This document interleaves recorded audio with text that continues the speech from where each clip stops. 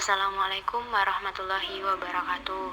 Di sini kami dari kelompok 4 akan mempresentasikan kerja kelompok kami tentang manajemen risiko K3 di luar gedung. Kelompok kami terdiri dari 4 orang. Yang pertama Elsa Jessica, kedua Fadila Agustari, ketiga Ferli Santabanci, dan keempat Vivi Sevianika. Yang pertama, kita akan menjelaskan tentang manajemen risiko K3. Secara umum, manajemen risiko didefinisikan sebagai proses mengidentifikasi, mengukur dan memastikan risiko dan mengembangkan strategi untuk mengelola risiko tersebut. Manajemen risiko K3 adalah suatu upaya mengelola risiko untuk mencegah terjadinya kecelakaan yang tidak diinginkan secara komprehensif, terencana, dan terstruktur dalam suatu kesisteman yang baik, sehingga memungkinkan manajemen untuk meningkatkan hasil dengan cara mengidentifikasi dan menganalisis risiko yang ada. Keselamatan dan kesehatan kerja merupakan suatu permasalahan yang banyak menyita perhatian berbagai organisasi.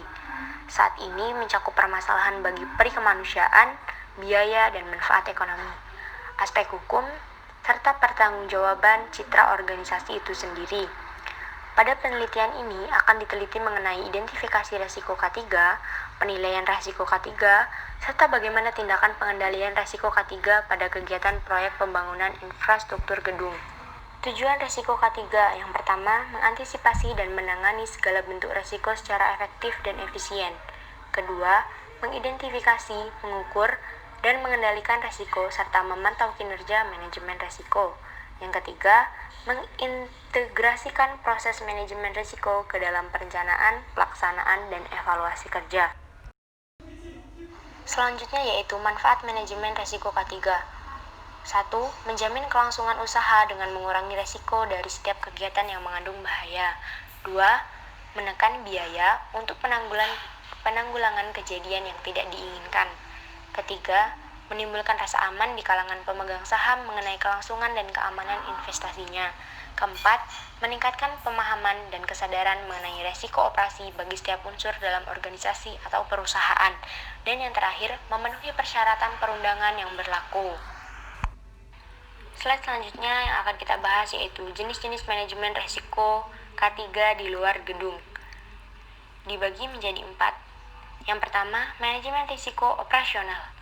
Manajemen ini berkaitan dengan risiko yang timbul yang diakibatkan gagal fungsi proses internal, contohnya karena human error, kegagalan sistem, faktor ruangan seperti misalnya bencana, dan sebagainya. Dalam manajemen risiko operasional, terdapat 4 faktor penyebab risiko, antara lain manusia, proses, sistem, serta kejadian eksternal. Yang kedua yaitu manajemen hazard. Manajemen hazard ini berhubungan dengan kondisi potensial yang mengakibatkan kebangkrutan serta kerusakan. Resiko perilaku merupakan kejadian atau peristiwa yang dapat menimbulkan kerugian bisnis. Dalam hal ini, terdapat 3 macam hazard yang harus diketahui, di antaranya legal hazard, physical hazard, dan moral hazard. Yang ketiga yaitu manajemen risiko finansial. Manajemen risiko finansial merupakan upaya pengawasan risiko serta pelindungan hak milik, keuntungan, harta, dan juga aset sebuah badan usaha. Oleh karena itu, seseorang akuntan harus benar-benar mempertimbangkan segala macam risiko lainnya yang berhubungan dengan keuangan, seperti risiko likuiditas, diskitunitas pasar, risiko kredit, risiko regulasi, risiko pajak, dan yang terakhir risiko akuntansi. Manajemen yang terakhir yaitu manajemen risiko strategis. Manajemen ini berhubungan dengan pengambilan keputusan. Risiko yang biasanya muncul ialah kondisi tak terduga, mengurangi kemampuan bisnis dalam menjalankan strategi yang direncanakan. Penilaian risiko tersebut sesuai dengan kecenderungan dan juga dampaknya. Penilaiannya pada kondisi saat ini yang sedang terjadi. Rencana tindakan bila risiko benar-benar muncul. Proses manajemen risiko K3 di luar gedung. Yang pertama, kita harus menentukan konteks. Dalam menentukan konteks dilakukan dengan cara menilai visi misi perusahaan, ruang lingkungan bisnis perusahaan mulai dari proses kerja awal sampai akhir. Hal ini dilakukan karena konteks resiko di setiap perusahaan berbeda-beda. sesuai dengan kegiatan bisnis yang dilakukan. Selanjutnya yaitu identifikasi resiko. Mengidentifikasi bahaya adalah salah satu tahap dari manajemen risiko K3 yang bertujuan untuk mengetahui semua potensi bahaya yang ada pada suatu kegiatan atau kerja. Identifikasi bahaya memberikan berbagai manfaat. Di antaranya, yang pertama, mengurangi peluang kecelakaan, karena dengan melakukan identifikasi ini dapat diketahui faktor penyebab terjadinya kecelakaan. Yang kedua, untuk memberikan pemahaman bagi semua pihak mengenai potensi bahaya yang ada dari setiap aktivitas perusahaan, sehingga dapat meningkatkan pengetahuan karyawannya untuk meningkatkan kewaspadaan dan kesadaran akan safety saat bekerja. Yang ketiga, sebagai landasan sekaligus memasukkan atau menentukan strategi pengolahan dan penanganan yang tepat. Selain itu, perusahaan dapat memprioritaskan tindakan pengendalian berdasarkan potensi bahaya tinggi. Yang terakhir, memberikan informasi yang terdokumentasi mengenai sumber bahaya dalam perusahaan. Proses manajemen risiko K3 yang selanjutnya yaitu analisis risiko. Setelah semua risiko dapat diidentifikasi, dilakukan penilaian risiko melalui analisa risiko dan evaluasi. Analisa risiko dimaksudkan untuk menentukan besarnya suatu risiko dengan mempertimbangkan kemungkinan terjadi dan besarnya akibat yang akan ditimbulkan. Yang keempat yaitu evaluasi risiko, membandingkan tingkat risiko yang ada dengan kriteria standar. Setelah itu, tindakan risiko yang ada untuk beberapa hazard dibuat tingkatan prioritas manajemennya. Jika tingkatan risiko ditetapkan rendah, maka risiko tersebut masuk ke dalam kategori dapat diterima dan mungkin hanya memerlukan pemantauan saja tanpa melakukan pengendalian. Slide selanjutnya yaitu tentang pengendalian risiko. Pengendalian risiko meliputi identifikasi alternatif pengendalian risiko dengan cara menghindari risiko, mengurangi frekuensi terjadinya risiko, dan mentransfer risiko secara penuh atau sebagian kepada pihak lain yang lebih berkompeten mengenai risiko tersebut dan mempertahankan risiko. Yang selanjutnya, pemantauan dan telaah ulang atau biasa disebut dengan monitor dan review adalah proses evaluasi yang sistematis dari hasil kerja proses penanganan risiko yang telah dilakukan sebagian dasar dalam penyusunan strategi penanganan risiko yang lebih baik di kemudian hari. Slide yang selanjutnya atau proses penanganan K3 yang terakhir yaitu komunikasi dan konsultasi.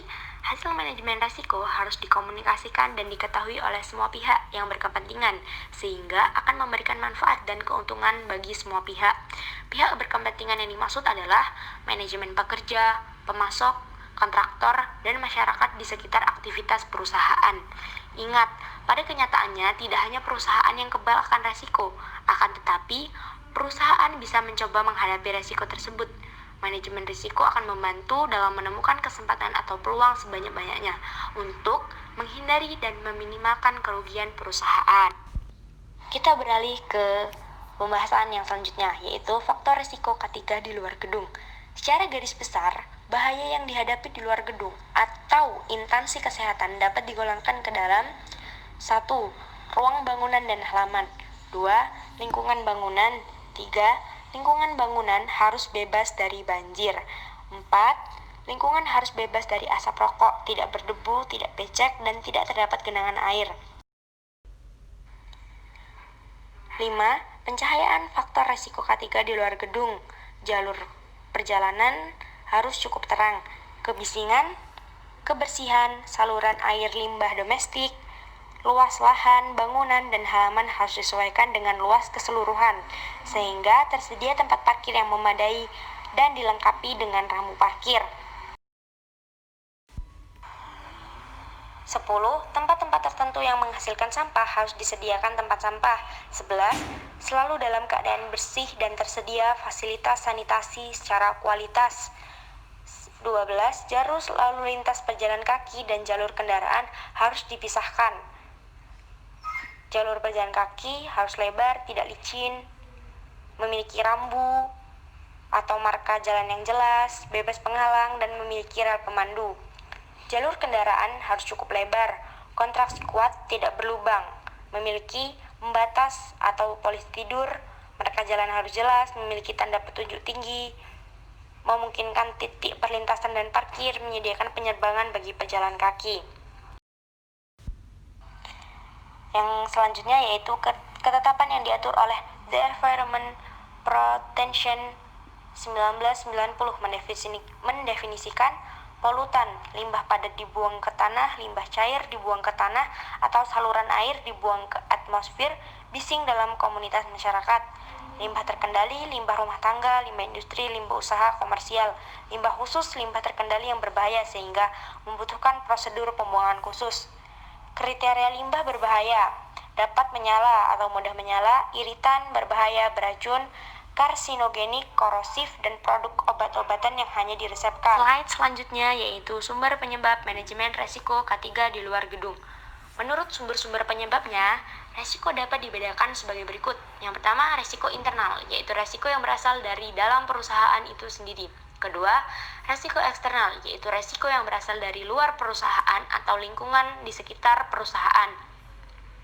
Yang ketiga, resiko keuangan adalah resiko yang disebabkan oleh faktor ekonomi dari keuangan seperti perubahan harga, tingkat bunga, dan mata uang. Sangatlah berpengaruh.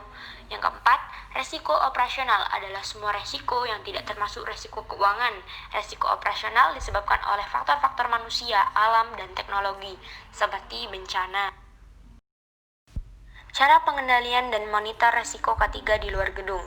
Yang pertama, eliminasi. Memodifikasi desain untuk menghilangkan bahaya. Misalnya, memperkenalkan perangkat mengangkat mekanik untuk menghilangkan penanganan bahaya manual. Kedua, substitusi. Pengganti bahan kurang berbahaya atau mengurangi energi sistem. Misalnya, menurunkan tekanan, suhu, kekuatan, dan lain-lain. Yang ketiga, kontrol teknik atau perancangan, yaitu menginstal sistem ventilasi, mesin penjagaan, dan interlock. Yang keempat, kontrol administrasi, tanda-tanda keselamatan daerah berbahaya, tanda-tanda fotoluminescent, tanda-tanda trotoar, pejalan kaki, peringatan sirine atau lampu, alarm, prosedur keselamatan, inspeksi peralatan, kontrol akses, dan sistem yang aman. Tidak lupa juga izin kerja. Yang kelima, alat pelindung diri atau APD, kacamata safety, perlindungan pendengar, perlindungan badan, dan lain-lain. Slide selanjutnya, dalam menetapkan hierarki, kita harus mempertimbangkan biaya relatif, manfaat penggunaan resiko, dan kendala dalam pilihan yang tersedia. Dalam membangun dan memilih kontrol, masih banyak hal yang perlu dipertimbangkan. Di antaranya, yang pertama, kebutuhan atau kombinasi kontrol, menggabungkan unsur-unsur dari hierarki di atas, misalnya perancangan dan kontrol administrasi. 2. Membangun praktik yang baik dalam pengendalian bahaya tertentu untuk dipertimbangkan. Beradaptasi dengan bekerja untuk individu, misal untuk mempertimbangkan kemampuan mental dan fisik individu. Ketiga, mengambil keuntungan dan kemampuan teknis untuk meningkatkan kontrol. Keempat, menggunakan langkah-langkah yang melindungi semua orang, misal dengan memilih kontrol rekayasa untuk melindungi semua orang di sekitar bahaya dengan menggunakan alat pelindung diri. 5. Perilaku manusia dan apakah ukuran kontrol tertentu akan diterima dan dapat dilaksanakan secara relatif. 6. Tipe dasar kegagalan manusia atau human error, misal kegagalan sederhana dari tingkat yang sering diulang, penyimpangan memori, atau perihal kurang memahaminya kesalahan penilaian dan pelanggaran aturan atau prosedur, dan cara mencegahnya. 7. Kebutuhan untuk memungkinkan peraturan tanggap darurat bila pengendalian risiko gagal. 8. Atau yang terakhir, potensi kurangnya pengendalian terhadap tempat kerja, contohnya visitor atau personil kontraktor. Demikian presentasi dari kelompok kami mengenai manajemen risiko K3 di luar gedung. Kami mohon maaf yang sebesar-besarnya apabila ada kesalahan kata dalam kami mempresentasikan. Semoga materi ini bermanfaat bagi kita semua. Kami akhiri, wassalamualaikum warahmatullahi wabarakatuh.